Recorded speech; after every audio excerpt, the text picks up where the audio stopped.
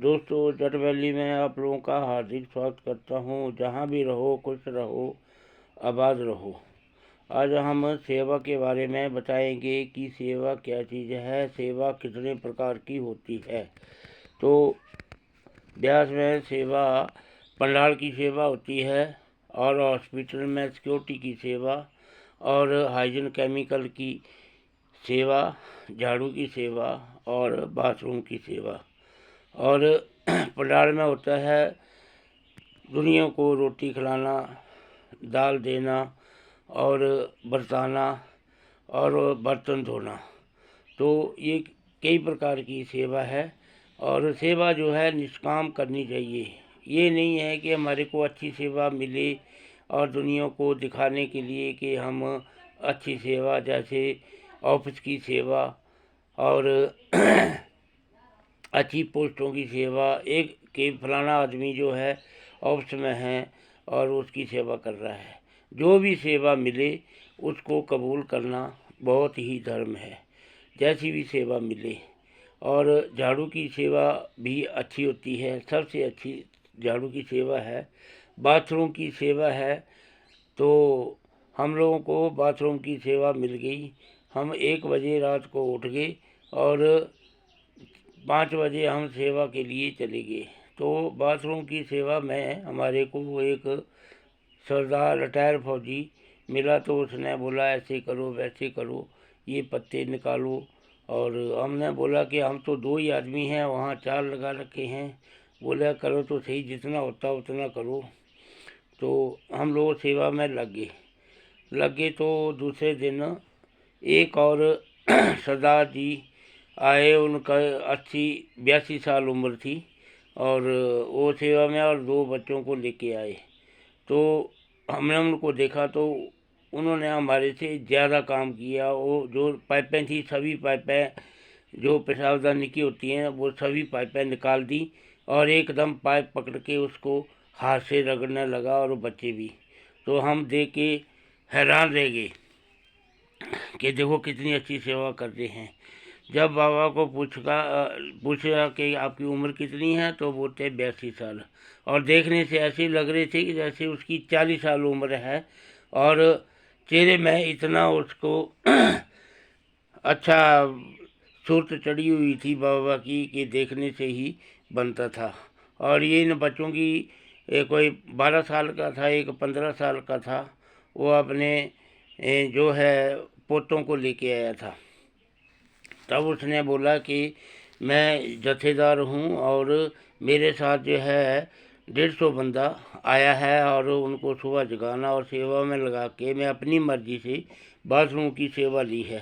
तो उसने बोला कि मेरे जो हैं 2 डॉक्टर हैं, 2 अफसर, आर्मी में 2 लड़के अफसर हैं, और धन की कोई कमी नहीं है। परंतु धन के लालच में मैं ये नहीं सोचूंगा कि मैं निष्काम सेवा करता हूँ, जो कि सेवा करने के बाद मेरे को ऐसे प्रतीत हो कि मैंने कुछ काम किया है। तो हम हैरान रह गए। उसने बोला कि मेरे जो गुरु है वो यहीं है।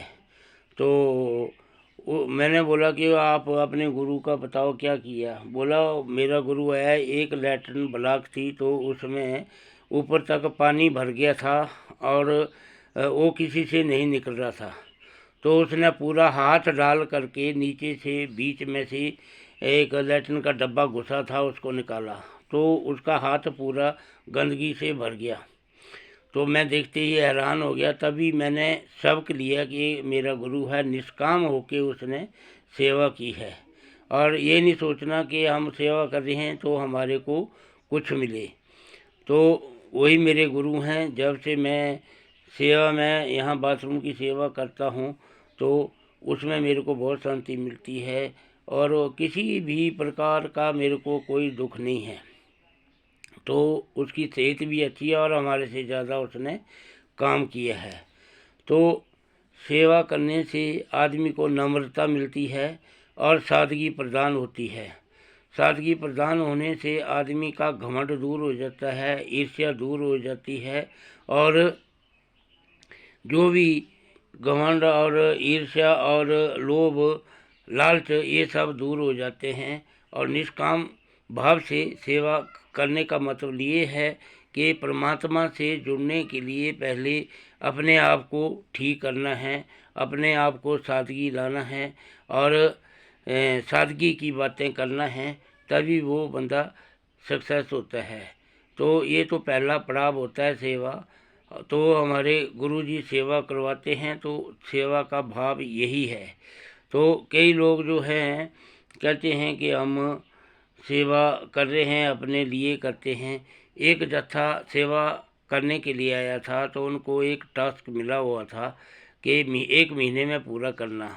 वो 6-7 बार महीने में सेवा करने के लिए आए, उस टास्क को पूरा किया। तो उसके बाद उन्होंने सोचा कि अभी लास्ट दिन है, तो उनकी मीटिंग हुई। मीटिंग में उन्होंने बताया कि सोचा कि हमारे को कुछ मिलेगा। तो उन्होंने बोला कि आपने जो सेवा की है वही फल है। तो वही फल है, तो सेवा करने से परमात्मा खुद ही कुछ ना कुछ देता है। तो इस भाव से सेवा नहीं करनी चाहिए, क्योंकि जो इस संस्था से जुड़े हैं, सेवा करते हैं, उनको अपने आप ही जो मिलना है वो मिल जाता है। तो ऐसी एक हमारा भांजा है, उसका नाम है सोनी। तो उसके घर में शादी थी। वो शादी को छोड़ के बोला आप लोग ये काम करो, मैं ब्यास जाके आता हूँ। और काम तो होती रही। वो ब्यास चला गया और उसका काम हो गया और ऐसे ही चलता रहता है। तो भी एक बार उसने नूरपुर में जाना था शादी में, तो झोले में बर्तन डाला हुआ था और बर्तन के साथ ही वो ब्यास पहुंच गया और जहाँ जाना था वहाँ नहीं गया। तो देखो ऐसी ही लगन होनी चाहिए। तो वो इतना इससे जुड़ा है और उसको अहदा भी मिला है और वो भगवान से अच्छा, उससे हम अच्छी प्रेरणा लेते हैं। तो वो जो है उसका लड़का भी फौज में चला गया, अच्छा मकान हो गया है। तो उसकी सेवा का ही वो फल है। तो भगवान अपने आप सेवा का फल देता है। काम करते जाओ और उसका फल की इच्छा मत करो, फल भगवान खुद देता है। ईश्वर भी सोचता है कि इसका फल मिलना चाहिए, तो ऑटोमेटिक को वो फल मिल जाता है। तो सेवा का यही भाव है और इससे नम्रता आती है, सादगी आती है और परमात्मा से जुड़ने का ये बहुत ही अच्छा जरिया है। क्योंकि पहले अपने आप को, अपने बर्तन को की जो गंदगी है उसको धो, उसके बाद ही आप प्रभु के लगन में लगेंगे, तभी जाके आपका उद्धार होगा। तो इस चैनल को आप सब्सक्राइब करो, लाइक करो और शेयर करो। धन्यवाद।